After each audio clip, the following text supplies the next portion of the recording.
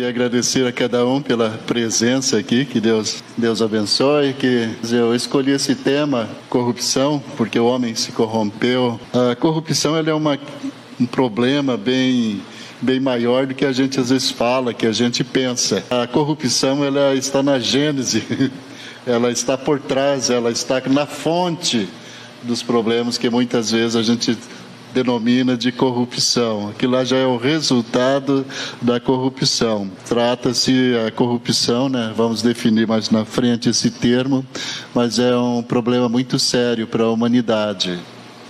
Essa palestra, né, como o pastor Laerte já disse, é em cumprimento ao estágio obrigatório, né, que a gente tem que fazer. Terminei todas as matérias, já estou então da Unicesumar, né, faz 3 anos que eu estou fazendo esse curso. Não foi fácil, pensa que ia haver coisa fácil, mas não é. Então nós temos aqui, já introduzindo essa questão da corrupção, o pecado, quando o homem pecou, quando ele escolheu desobedecer a Deus, escolheu sair dos caminhos de Deus, né? Aquela coisa lá da criação, aquela imagem e semelhança de Deus, ela foi desfigurada, ela não foi aniquilada totalmente. O homem, apesar de todos os problemas que a gente tem na humanidade, ele continua sendo um ser fantástico, continua sendo um ser importante, e ele teve então, ele não é tudo aquilo, né, que Deus planejou que ele fosse, né, que o projeto inicial de Deus, né? A gente vê nas pessoas vestígios de semelhança com o Criador, né, sendo expressos na inteligência, né, na capacidade criativa, na capacidade de fazer o bem, na capacidade de transcender, né, para o infinito.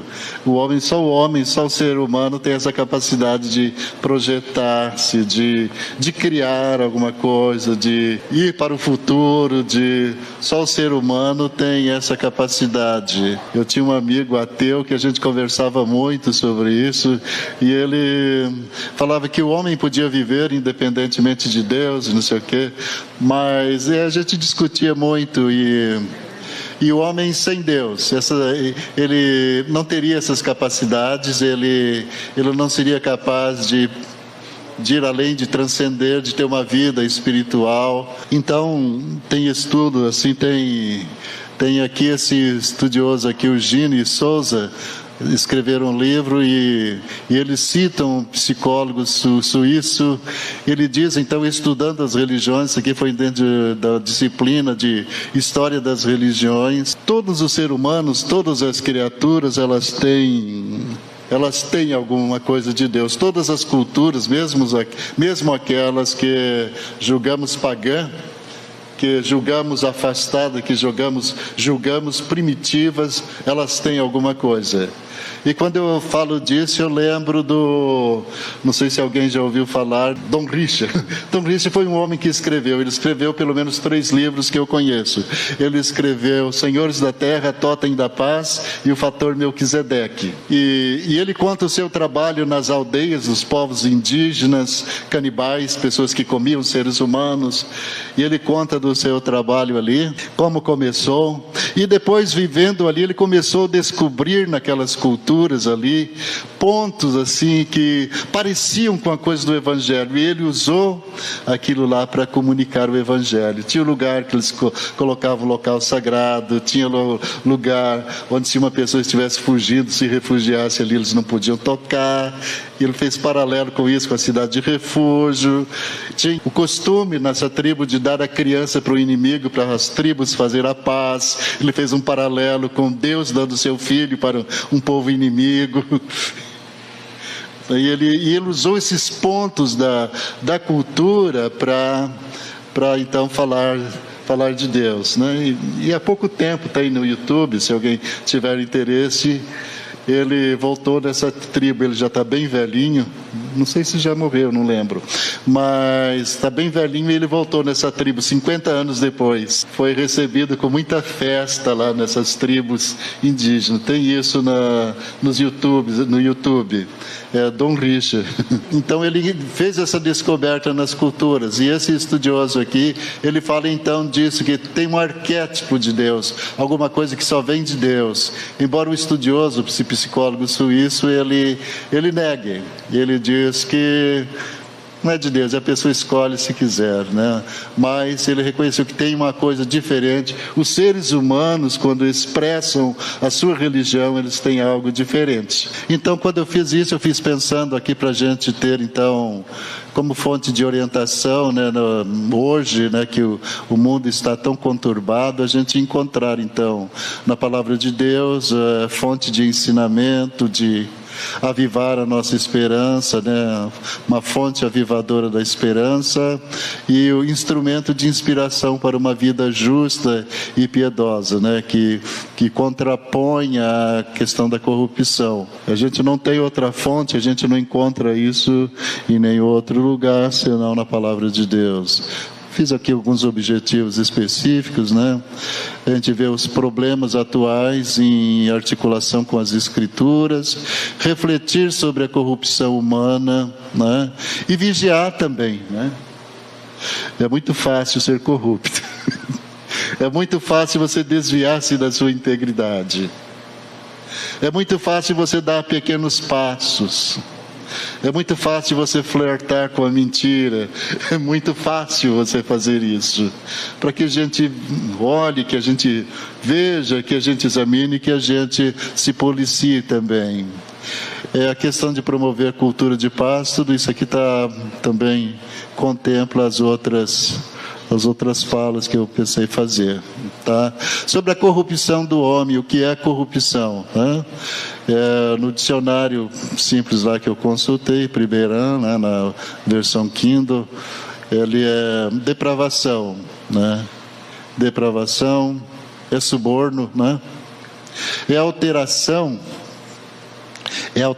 do seu estado original, né? E é uma sedução para ir além de limites estabelecidos. Então, é a depravação. Então, quando a gente está falando de corrupção, é que o homem ele já não é puro como foi na criação, de como ele foi criado. Ele não é puro, ele se corrompeu, né? É como um computador quando está infectado de vírus. Nós dizemos que ele está corrompido. Né, porque ele tem funcionalidades estranhas, né, que não são normais. Já esse senhor aqui, esse estudioso, ele diz que corrupto é aquele que está estragado. Né? Corrupto é sinônimo de estragado, de arruinado. O que aconteceu com o homem, né, no pecado, né, logo depois da criação, ele foi estragado, ele foi arruinado, né? Então isso é a definição então de corrupção. Então lá em Gênesis 1:26, né, nesses versículos seguintes, a gente encontra o projeto original de Deus, quando Deus projetou. Pelo contexto ali, pelo texto, parece que esse projeto do homem saiu de uma reunião, né? Se a gente olhar essas terminologias no plural, Deus, façamos, né? Façamos o homem a nossa imagem, conforme a nossa semelhança, né? Façamos o homem a nossa imagem conforme a nossa semelhança. E daí foi deliberado nessa reunião para a formação do homem, onde disseram: tenha ele domínio sobre os peixes do mar, sobre as aves do céu, sobre os animais domésticos, sobre toda a terra e sobre todos os répteis que rastejam pela terra, né? Então, nesse projeto inicial de Deus, a gente usa isso para dizer que Deus deu, na criação, Deus deu uma missão para o homem. Muitas vezes hoje, quando a gente fala em missão, a gente pensa só de evangelizar, de sair na rua, de entregar folheta. Bem, isso é missão.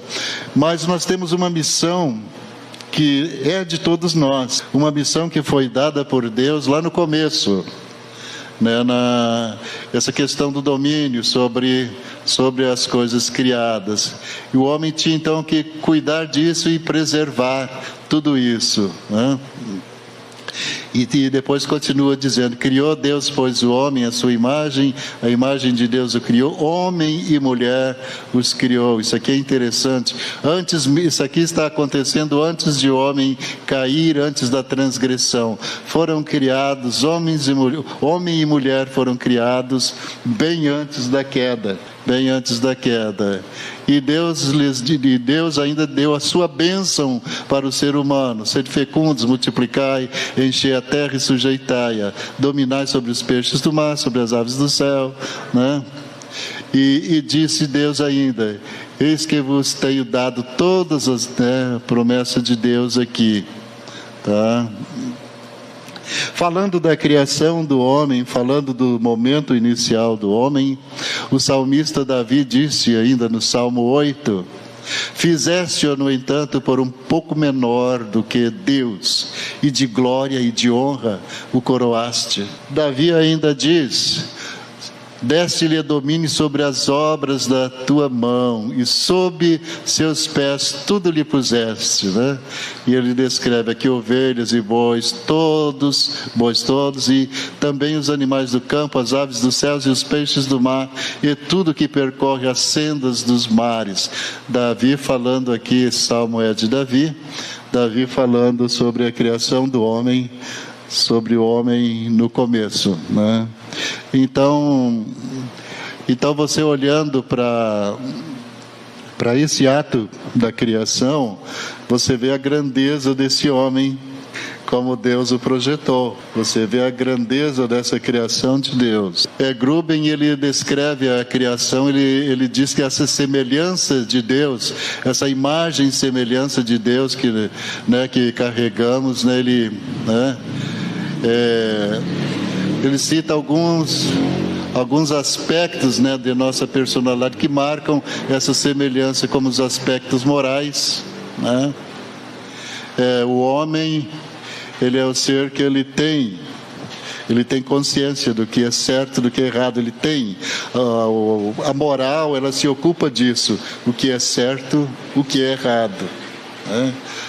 Moral e ética caminham junto, o que é certo e o que é errado. Então o homem tem esses aspectos morais, né? E são esses aspectos, esse aspecto moral, então, dessa consciência do que é certo, o que é errado, que os animais não têm, que faz que os homens, então, são responsáveis. Por isso que o ser humano é um ser responsável.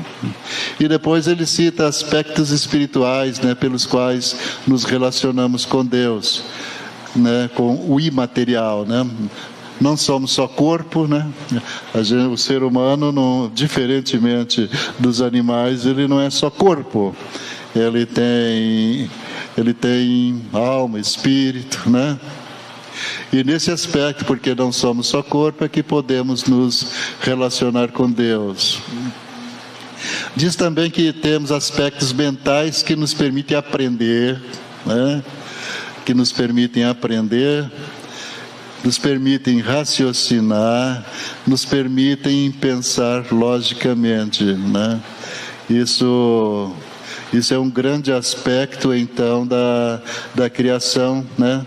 Da presença de Deus, de alguma coisa de Deus ainda em todos os homens, que permitem, então, esses aspectos mentais, que permitem aprender, permitem raciocinar, permitem pensar logicamente, né? E tem uma linha de pensamento que diz que todos os homens descobrem a verdade, né? Deus criou o universo perfeito e as descobertas que as pessoas fazem são descobertas da verdade. Porque a criação de Deus, a natureza toda é perfeita. E o homem tem a capacidade de se relacionar com a natureza e com Deus. É uma dualidade, ele relaciona então, né, com a natureza e com Deus, né? É interessante esse aspecto relacional do homem, porque com a natureza, o que a gente tem? A gente tem o nosso ambiente, a gente tem os nossos animais, a gente tem que ter uma relação saudável com tudo isso. com toda essa criação, né? Ele é o único ser criado, o único ser na criação que tinha essa dualidade relacional. Nenhum outro ser da criação tinha isso. E daí a gente pensa, como se deu a queda então? Se o homem tinha tudo. Se ele era feliz, estava no ambiente perfeito, né? E a gente lembra então a história do filho pródigo, né? Eu penso que esse jovem é uma história que parece um pouco a queda do homem, quando ele escolhe afastar-se de Deus, parece com a história do filho pródigo aqui. Aquele piá, né? Estava em casa, vivendo tranquilamente, tinha tudo, né? Comia de tudo, dormia bem. E um dia ele chega à conclusão, aqui não dá mais para não dá mais para viver aqui. Eu estou entediado dessa vida aqui e vou embora. Eu acho que todos conhecem a história, né? Então, Adão também pode ter feito a mesma coisa, né? E daí nós temos aqui a história da tentação, né? Gênesis 3, né? A partir do versículo 1, nós temos aqui a história da tentação assim. E essa tentação começa como? É assim que Deus disse, né? O diabo dizendo para Eva, é assim que Deus disse: não comereis de toda árvore do jardim, né? Aí ele começa a lançar dúvidas sobre as ordens de Deus para o casal, né? Para que estava ali no jardim. Toda árvore do jardim, não comereis de toda árvore do jardim. E aí a mulher então tenta explicar: não, do fruto das árvores do jardim podemos comer, mas do fruto da árvore que está no meio do jardim, disse Deus, dele não comereis, e aquela aumenta um pouquinho, nem tocareis nele, para que não morrais, né? E a serpente aqui então se contradiz aquilo que Deus havia dito: é certo que não morrereis, é certo que não morrereis, é certo que vocês não vão morrer, né? E daí diz o texto que Eva, né, transgrediu, Adão também transgrediu, e aqui nós temos então o fenômeno então da queda, né? Quando ouviram que Deus andava no jardim pela viração do dia, esconderam-se da presença do Senhor, de Deus, né? O homem e sua mulher. E chamou o Senhor Deus ao homem e lhe perguntou: onde estás? Ele respondeu: ouvi a tua voz no jardim, e porque estava nu, tive medo e me escondi. Vê a grande mudança: tive medo, me escondi. Aquele homem que antes tinha prazer em estar junto, em conversar, não tinha medo, não tinha nenhum constrangimento diante de Deus, agora ele se afasta e se esconde. Essa é a história da queda do homem, né? Ele se afastou, E é interessante aqui da queda aqui, o que Satanás faz, né?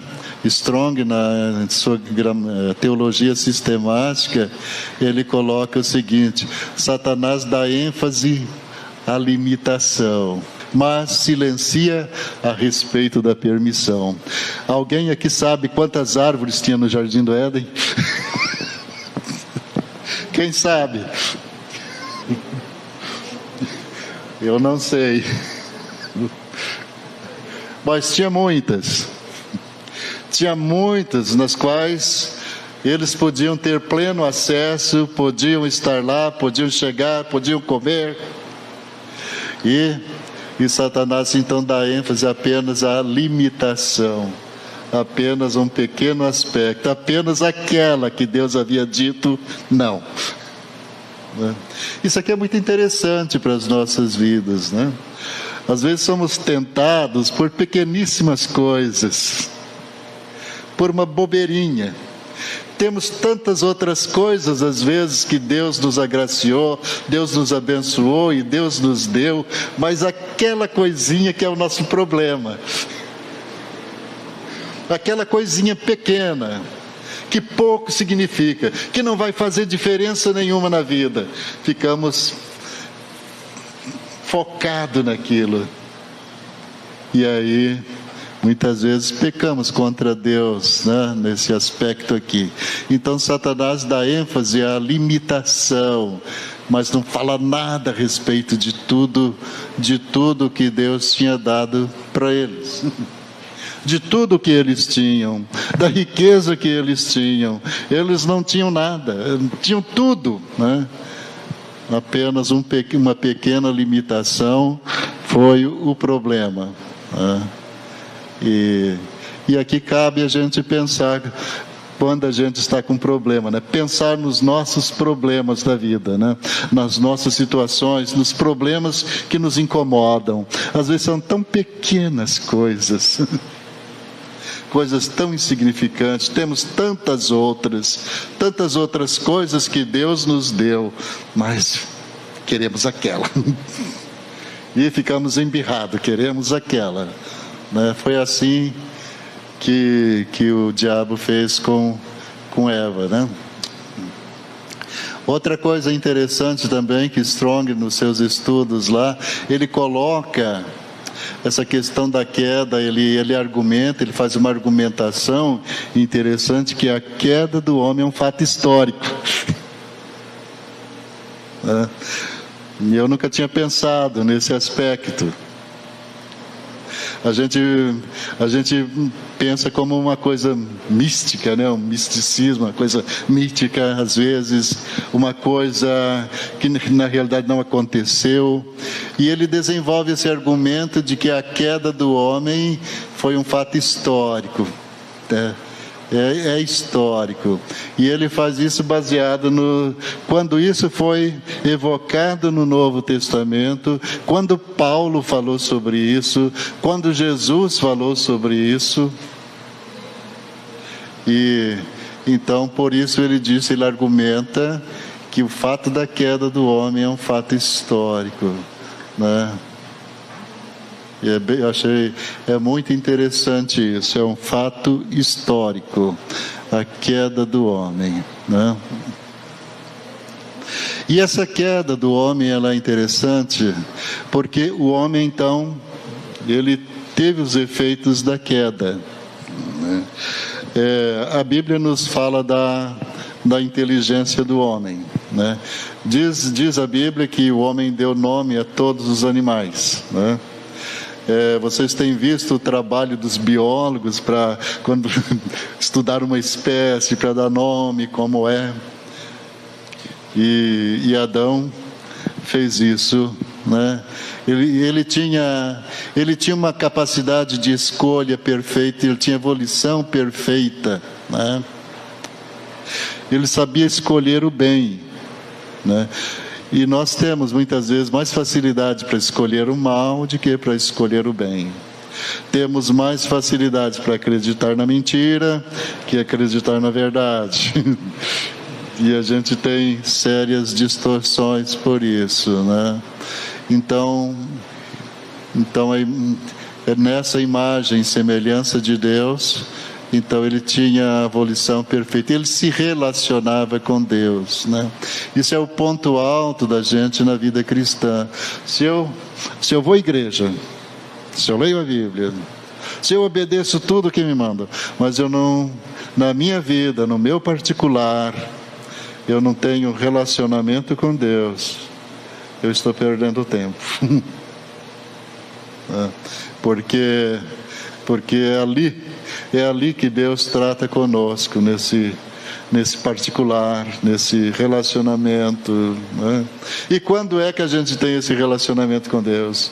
Quando estou fazendo a caminhada, quando estou dirigindo, quando estou sozinho, quando estou trabalhando. E depois nós encontramos como aí a gente fica pensando às vezes, como essa queda de Adão afetou toda a raça humana. Como todos nós fomos afetados por isso. Nós não comemos a maçã, né? Dizem que foi a maçã, né? Nós não comemos a maçã, e como que eu pequei, como que, né? Mas aqui a gente vê uma coisa interessante aqui em Gênesis 5:3. Né? Diz a Bíblia, então, que Adão tinha 130 anos de idade, teve um filho. E esse filho, não a imagem e semelhança de Deus, mas a sua semelhança. Vê o elo quebrado. Né? Adão foi criado à imagem e semelhança de Deus. Agora ele tem um filho que é a sua imagem, que é a imagem de Adão, que é caído. Né? Isso talvez tenha semelhança com aquelas pessoas que nasceram na escravidão, né? Nós temos história de escravidão no Brasil. Aquelas crianças que nasceram na escravidão, muitas delas foram escravos, nasceram na escravidão. E todos que nasceram no reino do pecado, então são pecadores. Então nascemos numa escravidão, né? Nascemos no reino do pecado, né? Nascemos na condição de escravos do pecado. E após a queda, então, a gente vê o perfil do homem no mundo. A Bíblia nos conta a condição do homem no mundo. Né? E encontramos aqui que viu o Senhor que a maldade do homem se havia multiplicado na terra. A maldade do homem era continuamente mal todo o desígnio do seu coração. Aquele homem que foi criado para adorar a Deus, para ter comunhão com Deus, agora continuamente mal todo o desígnio do seu coração. Né? E nessa situação Deus encontra Noé, e aí temos a história do dilúvio. Né? Aqui temos uma biografia de Noé aqui, né? Interessante. Verso 8 de Gênesis, né? De Gênesis 5. E Noé achou graça diante de Deus, justo e íntegro. O que é íntegro? Íntegro é aquilo que não está corrompido. Né? Íntegro é aquilo que não está corrompido, justo e íntegro. Noé conservou pureza, né? E depois Noé andava com Deus. E continua dizendo, a terra estava corrompida, né? À vista de Deus, cheia de violência. Né? Nós temos vários estudos né, que o pessoal aponta como a humanidade, né? A violência é o problema social, é porque né, o crescimento urbano, né? Mas aqui a gente encontra aqui que a violência tem por causa o afastamento de Deus. Logo após a queda a gente encontra homicídios, a gente né, encontra maldades ali, cheia de violência. E a violência ela está na história, até nossos dias nós temos violência. Né? Nós vamos falar no outro momento sobre violência. Eu estive ouvindo uma entrevista do Maurício Cunha, né, acho que é Cunha, da Secretaria, né, da Criança e do Adolescente,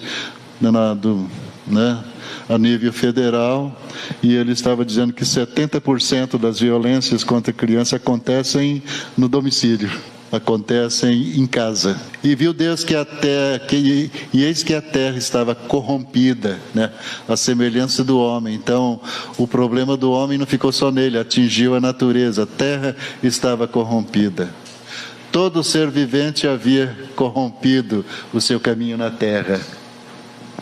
Todo ser vivente havia corrompido o seu caminho na terra. Né? E de novo diz, a terra está cheia de violência. Né? E isso, a gente olha hoje para o mundo, para a história, para os noticiários, qual é a conclusão que a gente chega?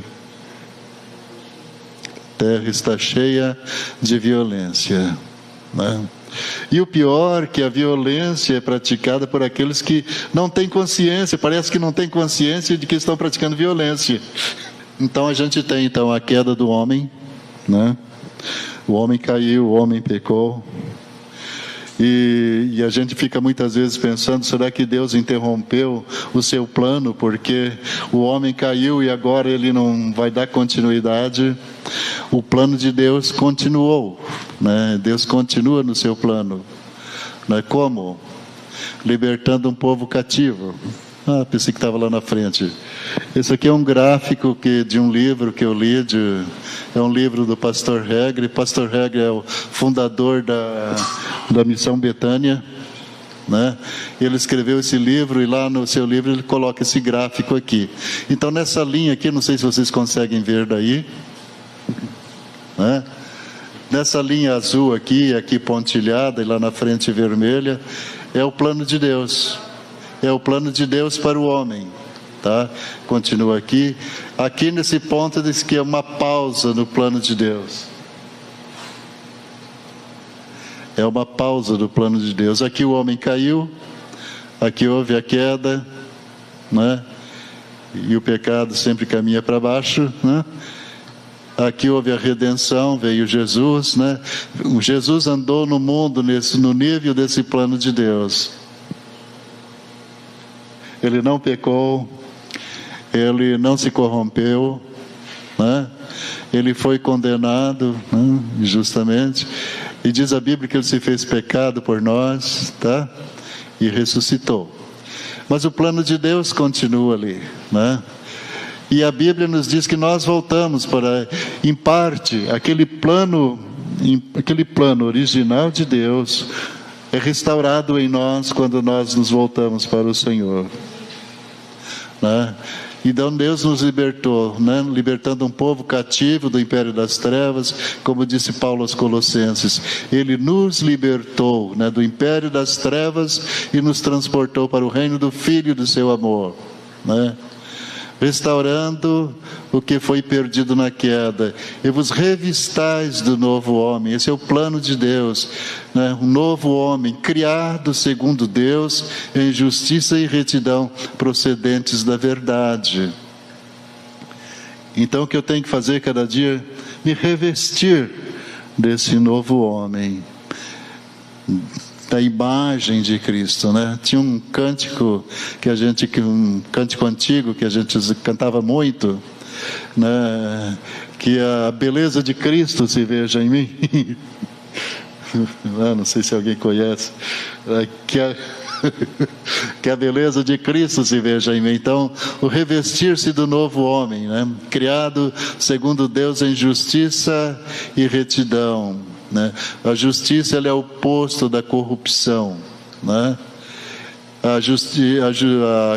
A corrupção não convive com a verdade. Então, duas coisas desse novo homem, né? Ele é criado segundo Deus, em justiça e em retidão, procedentes da verdade. Então, novo homem, né? Isso que o plano de Deus que sejamos cada um de nós, né? Uma nova criatura, um novo homem, uma nova mulher, um novo adolescente, um novo jovem, né? Que anda, que teme, que busca o Senhor. E depois nos diz: vos revestistes do novo homem, né? Um novo homem que tem por padrão, que tem por parâmetro o homem antes da queda. Que tem por parâmetro o homem antes de pecar. Então, a queda do homem foi um acontecimento, né? Podemos dizer trágico, né? Na história do homem, né? O homem, usando a sua capacidade de escolha, decidiu romper com Deus, com o que Deus havia planejado. O homem rompeu isso, né? E essa corrupção, ela foi tão profunda que Martinho Lutero, falando sobre isso, ele diz que o homem perdeu a capacidade de escolher o bem. Ele não escolhe o bem.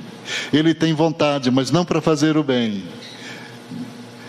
E ele precisa da regeneração. E é isso que nós encontramos em Jesus. A regeneração, uma nova vida, onde Cristo é o modelo, e é Ele que devemos imitar, né? A queda afetou toda a raça humana, afetou a missão do homem no mundo, sua vida, sua natureza, tudo. O homem sem Deus tem alterações que não estavam no original. Tem alterações grandes que não foram planejadas, né? E esse acontecimento, né, segundo o que já comentamos aqui de Strong, pode ser entendido num contexto histórico, né, uma coisa histórica, né? E Deus continua com seu plano, restaurando o homem, né? E por fim toda a terra será restaurada. É interessante quando a gente olha lá para o Apocalipse, né? Eu quero pensar que Deus ali vai restaurar o Éden, né? Que ali a gente terá um outro rio, né? Tem um hino 510 do cantor cristão que a gente canta, né? Há um rio, né? Que flui do trono de Deus. Interessante essa coisa da vida, a natureza na palavra de Deus, no plano de Deus, que, né, lá a gente vai ter isso restaurado, né? Então, eu não sei como era o Éden, mas eu acho que havia um barulho de pássaros, né, de sons, cheio de aromas e coisas assim. Isso dá uma ideia que a gente vai ter lá no futuro, né, no Apocalipse, né? E Deus em Cristo nos faz novas criaturas, né, criando um novo homem, onde a corrupção é tratada, né? Não podemos, como cristãos, ser corruptos, né? Isso não é o que Deus quer, né? Então, Paulo, né, falando com Timóteo, ele diz: conserva-te a ti mesmo puro. Paulo estava falando num contexto que havia problemas, né, na igreja e tal, e talvez Timóteo estivesse desanimado com tudo que ele via, e Paulo o aconselha: conserva-te a ti mesmo puro, conserva-te a ti mesmo íntegro, né? E eu acredito que um dos grandes desafios do cristão é conservar-se íntegro, é não mentir como todo mundo mente, é não colar na prova quando todo mundo está colando. Daí faz de conta que aprendeu, né? Esse é o desafio que nós temos, é o desafio de não soltar aquela mentirinha salvadora. É por aí que nós nos entregamos também a corrupção. A coisa começa assim. Às vezes no começo dá aquele estalo, né, que mentiu, mas depois ele acostuma e não dá mais. Conserva-te a ti mesmo puro, né? Eu lembro a oração de Davi. Davi parece que em alguns momentos da sua vida ele se via tão confuso que ele falava para Deus: Deus, olha lá dentro, lá que eu não sei o que tem. Olha, vê se há algum caminho mau lá dentro do meu coração e guia-me pelo caminho eterno. Sonda o meu coração, sonda a minha vida e vê o que há dentro de mim, e guia-me pelo caminho eterno. Davi fazia essa oração, né? Essas aqui são algumas referências que eu li. Então é isso, irmãos. Então um grande desafio que nós temos é não nos corrompermos, que a gente aprenda a amar a verdade, viver a verdade, e que o Senhor nos abençoe. Vamos orar.